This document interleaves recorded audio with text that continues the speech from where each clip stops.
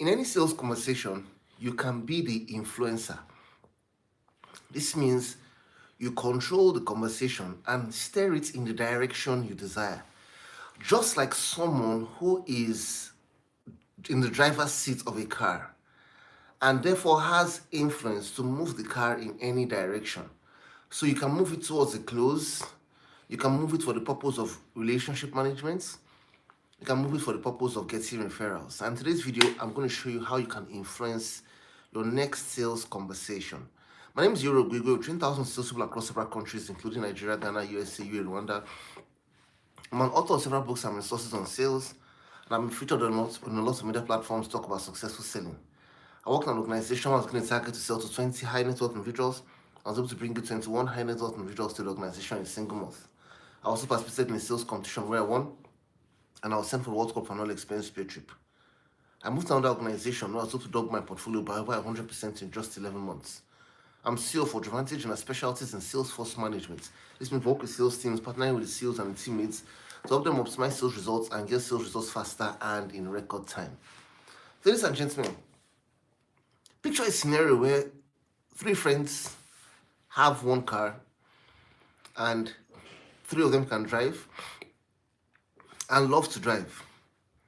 But whoever drives on any day, because they all love to drive and are always competing on who will drive, whoever drives any day is the person who gets to the driver's seat first. This means whether it's friend A, B, or C, it may be A every day, B every day, C every day, or interchangeably per day, all dependent on who gets to the driver's seat first. And it's just the same way when you sell. If you get to the driver's seat first, before the prospect gets to the driver's seat, you will have influence over the conversation. And one major way you can get to the driver's seat first is to make sure that you start the conversation in a structured manner. To start the conversation in a structured manner, you want to be the one to speak first. If you speak first and you're the one who starts by saying, "Good afternoon, sir. My name is..." there are times when people go in for sales meetings and they're quiet. I wonder, maybe they're being respectful. Maybe they feel, you know what, let me allow this man speak. Then I would respond to him. You don't go for a sales meeting to answer questions. Your job there is not to answer questions, because questions are tools that bring direction to a conversation. If you go in for a sales meeting and your intention is to go there respectfully to go and answer questions, you find out that the prospect you're selling to or you intend to sell to will be the one to control and steer the conversation in any direction that he desires. Why? Because he is the one who is asking you questions and you are the one who is being reactive by answering questions. Now, I'm not saying that if you meet your prospect, go for a sales meeting, you should not answer any questions. But what I'm telling you now is that you should be the one asking the questions. And if you're the one asking the questions, you would notice that you would have steered the direction or steered the conversation in the direction you desire, which is probably towards a close. And as you attempt to close, if there are objections that arise, the objections will come up in form of questions. Or even as you're selling, indication of interest will appear in the form of questions from the prospects. Objections will arise in the form of questions from the prospects. Indication of interest will arise in the form of questions from the prospects. My point is that if you begin the conversation by you asking the questions, you'll find out that any questions the prospect is asking you, after you have asked your questions and communicated value, it will be to your advantage.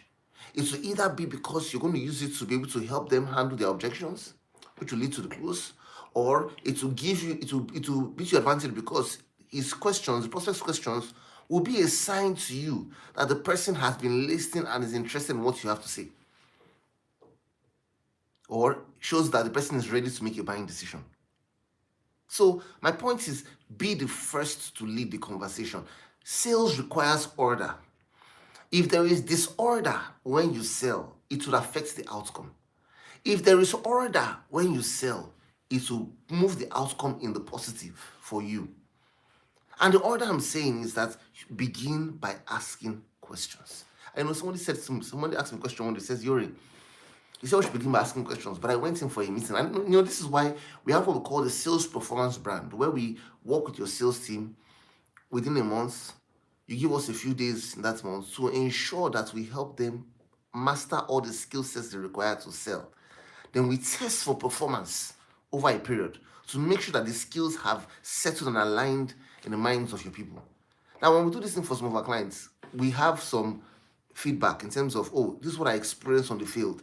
And we're always present to help our clients move beyond the chassis to get the right results. In fact, recently, I was in the office with the clients and I was so excited. We just started doing work with them in the month of August. Sales targets for one of the salespeople, 25 million. By the time I got there as a follow-up session, just to, keep tab and check for performance, this guy had already done about 300 million. So pretty much like his target for the entire year, he had already met it from the first month after working with us. So we produce some really significant results for our clients. So if you want us to work with you, send us a message. We'll be able to reach out to you and tell you how you can work with us. So someone says, so while in one of our follow-up sessions, someone says, Iyore, you said we should ask questions. I went in for a meeting. When I got there, I observed that the gap between the door and the prospects table was really far. So when I walked into the office, shut the door behind me, and I was walking to the client's table desk, he started asking me questions. He started saying, oh, yes, oh, how are you? Thanks so much for coming. What company are you from again? Talk to me. So the person already took charge of the conversation. And he says, Iyore, what should I have done? Because he already took control of the conversation. Now, if you find yourself in a situation and the prospect has taken control of the conversation, there are two things you can do. Remember, you want to start the conversation in a structured manner. Begin by speaking. That is what the rule is.